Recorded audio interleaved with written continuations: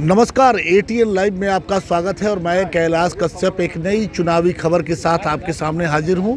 अभी हम आपको बता दें कि मैरवा इलाके कौन सा गाँव, दरौली विधानसभा क्षेत्र के गुठनी प्रखंड का ये पड़री पंचायत है। और जैसे जैसे चुनाव की तिथि 3 नवंबर नज़दीक आती जा रही है, पूरा राजनीतिक माहौल काफ़ी गर्म है। लोग अपने नेता को सुनने के लिए हम एकदम एक छोटे से गांव में है, गांव का इलाका है और ये ताली गांव है। हम अपने कैमरामैन से चाहेंगे कि वो एक बार दिखाएं इस चीज़ को कि देखिए ये सभी गांव के लोग हैं, महिलाएं, खास करके महिलाएं बैठी हुई हैं और ये सुनने आई हैं कि आज उनके नेता उनको क्या कहना चाहते हैं, क्या कहेंगे, किस तरह से चुनाव में हिस्सा लेना है, किस तरह से वो काम करेंगे। और ये सब यहाँ पे हमारे साथ अभी मौजूद हैं भाकपा माले के और महागठबंधन के नेता सत्यदेव राम जी, जो वर्तमान में विधायक भी हैं यहाँ से, और इस बार भी पार्टी ने उन पर अपना पूरा दांव लगाया है। विधायक जी, कैसा चल रहा है, क्योंकि बहुत कम समय दिया है चुनाव आयोग ने, कैसा चल रहा है चुनाव प्रचार? अब चुनाव आयोग अपना जो करे, जनता अपना कर रही है और मेरा जनता के साथ कदम में कदम मिला के चलने का ये परंपरा है। हम हमेशा जनता के बीच में रहते हैं और जनता के जो काम है उस काम को हम करते रहते हैं। अभी हमने चारों तरफ काम किया है। एक तो पहले से ही लोग प्रेम स्नेह देते रहे हैं, गरीब गुरबा लोग, ये सारे लोग, और अभी जो काम हम जो हुआ है इसकी चर्चा चारों तरफ है, पूरे कंस्टिट्यूएंसी में है और इसलिए पूरे विधानसभा में लोग एकदम फिर से हमको विधानसभा पहुंचाने के लिए तैयार खड़े हैं। और हम दिन भर में 15 से 20 इस तरह के मीटिंगों का आयोजन करते हैं और जैसे लोगों को सूचना मिली कि आ रहे हैं, सब लोग काम धंधा छोड़ करके भी बहुत देर से और बैठे हुए बैठते हैं और मैं आता हूँ, उनसे मिलता हूँ, उनकी भी कुछ बात सुनता हूँ और अपनी भी कुछ चुनाव के अवसर पर बात बताता हूँ, ताकि अब आज जो बात सब बताएंगे वो तो हर हमेशा नहीं बता सकते हैं। इसलिए सभी गांव और टोलों में हमने फैसला किया है कि हम जाएंगे और गरीब लोगों से मिल करके और ये बात बताएंगे, लोकतंत्र के बारे में बताएंगे, संविधान के बारे में बताएंगे, राष्ट्र के बारे में बताएंगे और उनके विकास के जो भी काम है उसके बारे में भी बताएं। विधायक जी, 15 सालों से नीतीश जी की सरकार है, वो हमेशा सभी मंचों पे ये कहते रहते हैं कि विकास की गंगा बह रही है बिहार में। अगर विकास की गंगा बह रही है तो चुनाव के वक्त में विकास की बात नहीं करके वो लालू परिवार की बात करते हैं, लालू यादव की बात करते हैं। क्या उनको अपने विकास पे भरोसा नहीं है? देखिए, नीतीश जी की जो बात है उनके बात पर अब बिहार की जनता भरोसा नहीं रख रही है, इसलिए कि उन्होंने बहुत बातें की है।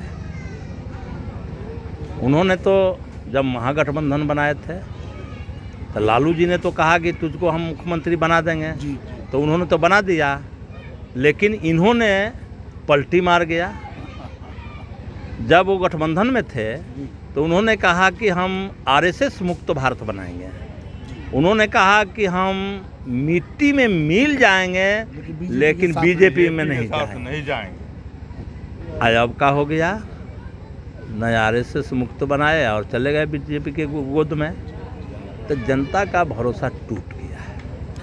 विधायक जी, एक चीज़ और आप देख रहे होंगे कि लगातार इधर, चूँकि अभी दूसरे चरण का, पहले चरण का ये प्रचार वगैरह आज शायद बंद हो जाएगा, लेकिन प्रधानमंत्री की कई सभाएं हुई हैं और उसमें प्रधानमंत्री बिहार का दौरा करते हैं, बिहार में आते हैं चुनाव के वक्त में, लेकिन बिहार की बात नहीं होती है। बात हो रही है पाकिस्तान की, बात हो रही है कश्मीर की, धारा 370 की, और बात हो रही है चाइना की। अब इन सारे मुद्दों से बिहार को क्या मतलब है? बिहार की बात क्यों नहीं हो रही है? जिस दुकानदार का माल 2 नंबरी रहता है, मिलावट रहता है, तो वो ज़्यादा अपने माल को सेल करने के लिए वो ज़्यादा बोलता है, और जिसका माल सही रहता है तो वो नहीं बोलता है, उसके बाद उसका बिक्री होता है। अभी जो है ये मोदी या उनके और जो केंद्रीय नेता आ रहे हैं, हम भी सुन रहे हैं, ज़रूरत तो है कि बिहार की जनता के बात करें, बिहार की बात करें, बिहार के जो सवाल है उस पर बात करें। बिहार में बेरोजगारी है, रोजगार कैसे सृजन हो, बिहार में बाढ़ के तबाही मचती है, वो बाढ़ से कैसे लोगों को मुक्ति मिले, भ्रष्टाचार रुके, इस सवाल पर कैसे बात करेंगे? क्योंकि उनको इससे लेना देना नहीं है। उनके पास जो मंत्र है कि हम पाकिस्तान चीन करेंगे, हम हिंदू मुसलमान करेंगे और लोगों का वोट लेके राज करेंगे, तो अब बिहार की जनता इस बात को समझ गई है और अब ये चलने वलने वाला नहीं है।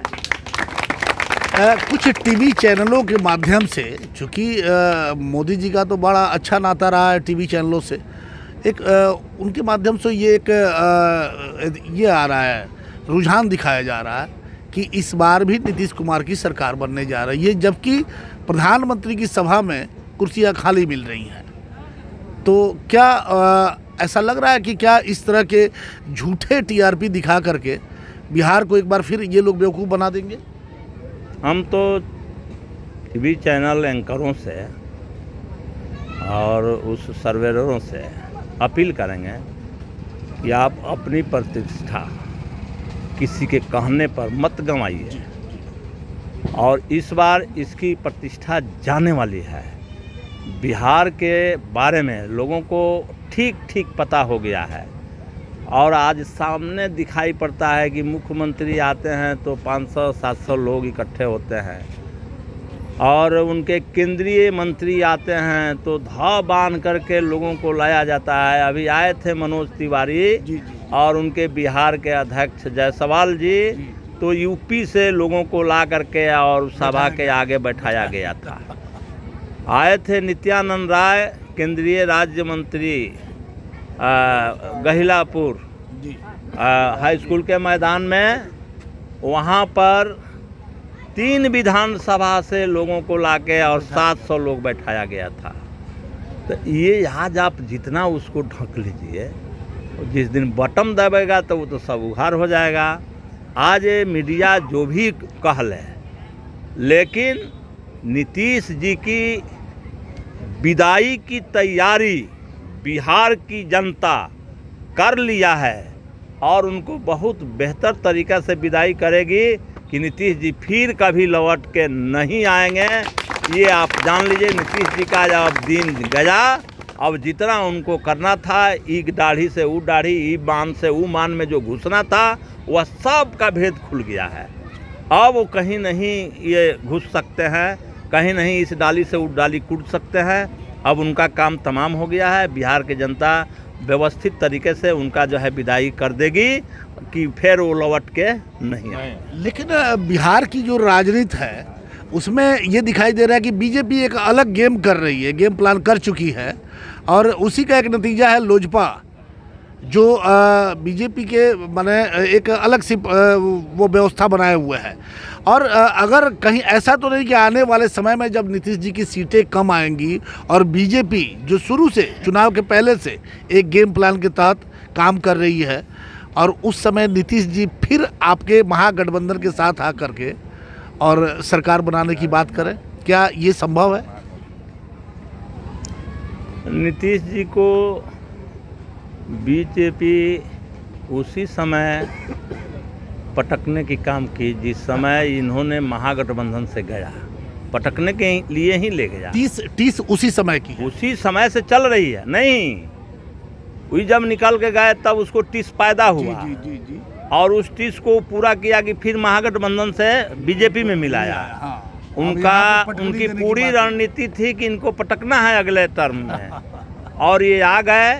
अब वो एलजेपी से बात करके, लोजपा से बात करके, और उसने पूरी रणनीति तैयार कर ली कि हम आधा आधा कर लेंगे, तू बगल में हो जाओ, और ये जितने सीटों पर खड़ा होंगे वहाँ तू अपना कैंडिडेट लगाओ, और वो कैंडिडेट कौन होगा? वो भाजपा के नेता होगा। एलजेपी के नाम से वो भाजपा के नेता जाएगा, और या तो हराएगा या नहीं तो जीत जाएगा। दूगो में ये काम करेगा। और नीतीश को मटिया मेट करने का ये पूरी प्लानिंग ये पहले से है।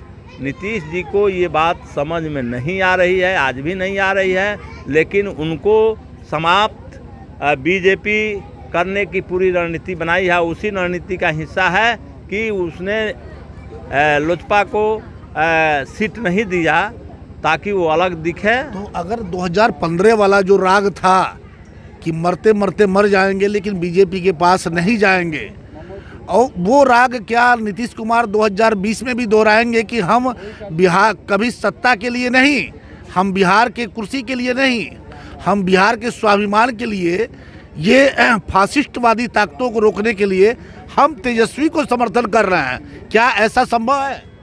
अब वो कुछ कहें, उन लोग कहता है कि बांस का हांडी बार बार नहीं चढ़ता है। अब वो कुछ भी बोले, वो अब संभव नहीं है, हम बार बार बोल रहे हैं। अब उनका जो सारा भेद खुल गया है। अब बीजेपी काहे नहीं मोदी लहर चला ले रहा है, क्योंकि उनका भी भेद अब खुल गया। अब ये बीजेपी वालों को अगर कहीं उम्मीद हो कि मोदी लहर कभी चलेगा, वो नहीं चलेगा, ये आप जान लीजिए।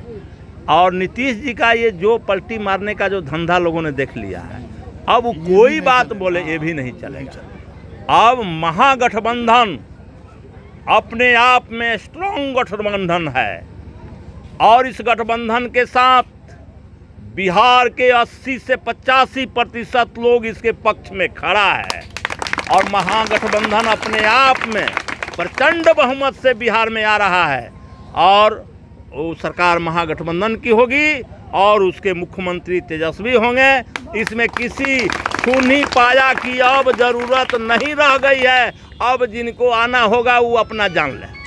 चलिए 3 तारीख को देखिए, बहुत सारे लोग यहाँ बैठे हुए हैं आपको सुनने के लिए। 3 तारीख को वोट होना है, और ये सभी लोग जाएंगे बूथ पे ईवीएम के सामने। क्या संदेश देना चाहते हैं इन लोगों को? हम तो आपके चैनल के माध्यम से सबको प्रणाम करते हुए बार बार यह बात कहते रहते हैं कि मेरा रास्ता विकास का रास्ता है, और हमने विकास के काम किया हूँ। मुझे तो बेवजह झूठे केस में 2 साल तक फंसा के रख दिया गया, और निकलने के बाद मैंने शुरू किया और वो काम गति में आई। लेकिन ये कोरोना वायरस महामारी के चलते हम उसमें थोड़ा डिस्टर्ब हुए हैं। हमको जितनी ऊंचाई पर जाना चाहिए अभी हम नहीं जा पाए हैं, लेकिन काम मैंने कर दिया। अब ये अवसर जो मिलता है, मौका मिल रहा है, इसमें वो सारे कामों को मैं पूरा करूंगा। हम विकास के गाड़ी को पटरी पर ला दिया हूं, अब उसको स्टेशन पहुंचाना है, और लोगों का भी यही समर्थन है कि उस विकास के काम को अब मंजिल तक पहुंचाना है। हम उस काम को करेंगे, और लोग यही चाहते हैं। लोग कोई नाटक नखड़ा नहीं करते हैं, और इसीलिए मैं उसी काम को पूरा करने के लिए सब लोगों से बार बार अपील करता हूं कि आप लोग जो प्रेम स्नेह दे रहे हैं, मैं आपसे वादा करता हूं, अपील के साथ साथ ही वादा करता हूं कि अब गाँवों में, दरौली विधानसभा के गाँवों में, अब ये गांव की छोटी छोटी सड़कें और नाला के लिए बहस नहीं होगा। अब जो विधानसभा स्तर पर जो बहस होगा, वो बहस किसानों के लिए कि कृषि के विकास कैसे दुगुना हो, इसका हम प्रपोजल देंगे किसानों को। इस सवाल पर हम बहस करेंगे। हम बहस अब करेंगे कैसे गुठनी में उच्च शिक्षा हमारे लोगों को, नौजवानों को, छात्रों को मिले, इस सवाल पर अब हम बहस करेंगे। अब आप कहिएगा कि भाई नली गली को काहे रोक दीजिएगा, ऐसी बात नहीं है। आप अमेरिका में जाइए तो वहाँ राशन की बात नहीं होती है, वृद्धा पेंशन की बात नहीं होती है, इसलिए कि उससे उसका स्तर उठ गया है। इस बार मैं इन सारे कामों को एक लॉट में, एक पैकेज प्रोग्राम में मैं ख़त्म करूँगा, और ख़त्म करके और हम कृषि के विकास के लिए बात करूँगा, उच्च शिक्षा के लिए बात करूँगा। यहाँ गुठनी में डिग्री कॉलेज हो, पॉलिटेक्निक कॉलेज हो, इस पर बात करूँगा। बेहतर स्वास्थ्य के लिए बात करूँगा, बेहतर शिक्षा के लिए बात करूँगा, और इस तरह से ये बहस को ऊंचा उठाने का काम करूँगा। ये मैंने तैयारी किया है, और सबसे फिर ये अपील करते हैं कि अब सारे लोगों को एकजुट हो करके और 3 नवंबर को 3 तारा पर, तीसरे नंबर पर बटन दबाइए, महागठबंधन को जिताइए और तेजस्वी यादव को मुख्यमंत्री बनाइए। हम निश्चित रूप से बिहार को उस प्रगति के राह पर ले जाएंगे कि फिर लोगों को ये तरसने की, किसी चीज़ के लिए तरसने की ज़रूरत नहीं पड़ेगी। आपने देखा कि अभी हम बातचीत कर रहे थे सत्यदेव राम जी से, जो गुठनी दरौली के विधायक हैं। आपको बता दें कि एक उन्होंने कोरोना काल की बात की। कोरोना काल में शुरुआती दौर में 22 मार्च के बाद से जब लॉकडाउन का सिलसिला शुरू हुआ था, हमें याद है ये गुठनी का श्रीकरपुर बॉर्डर जो उत्तर प्रदेश और बिहार की सीमा से है, और उस समय वहाँ हजारों की संख्या में जो हमारे बिहार के रहने वाले प्रवासी थे वो आ रहे थे। भेड़ बकरियों की तरह वहाँ पे उनको रखने की व्यवस्था की गई थी। उसी श्रीकरपुर के, उसी गुठनी के बीएड कॉलेज में बहुत सारे लोगों को उस कॉलेज में बंद करके रखा गया था, जो रो रहे थे बेचारे। वो वीडियो आज भी सोशल मीडिया पे वायरल होता है। लोग दिखाते हैं कि नीतीश कुमार और ये डबल इंजन की सरकार ने किस तरह से यहाँ प्रवासियों के साथ व्यवहार किया था। तो उस समय अगर उस बॉर्डर पे जब हम लोगों की पूरी टीम वहाँ पे लगी हुई थी, मैं भी उसका गवाह था, अगर कोई व्यक्ति था, इकलौता कोई जनप्रतिनिधि था, तो वो सत्यदेव राम विधायक जो था उनके पास। हमने देखा कि वहाँ पे कोई बहुत बड़ा व्यवस्था नहीं था, लेकिन उनके पास जो भी था, गुड़, चीनी, गुड़, मीठा और ये पानी वगैरह लेके बेचारे खड़े थे, और अपने स्तर से कई गाड़ियों का व्यवस्था करवाए हुए थे उनको, जो प्रवासी आए हुए थे उनको उनके घर तक पहुंचाने के लिए। तो जो सुख दुख में अपने क्षेत्र की जनता के काम आएगा, जनता उसे ही चुनेगी। और एक छोटी सी वानगी यहाँ दिखाई दे रही है कि हम तो सभी सिवान के 8 विधानसभा क्षेत्र में जाते हैं और वहाँ देखते हैं नेताजी जब आते हैं तो उनके कार्यकर्ता होते हैं, गांव के लोग बहुत कम, इक्का दुक्का ही दिखाई देते हैं। लेकिन आज यहाँ पे जो नज़ारा है, हम एक बार चाहेंगे कि थोड़ा उन औरतों को दिखाएं जो शायद राजनीति की कखा गगा भी नहीं जानती हैं, लेकिन वो बेचारी अपने नेता को सुनने के लिए, उनको लगता है कि हम अपने नेता से मिलेंगे तो जो 75 साल में जो विकास नहीं हुआ, हो सकता है कि अब वो तकदीर बदल जाए हम लोगों की। और सारे गांव के लोग यहाँ इकट्ठा है, विजयदशमी का त्यौहार है, सभी लोग यहाँ, ये कोई मंदिर भी है यहाँ पे, माता रानी का मूर्ति भी स्थापना है।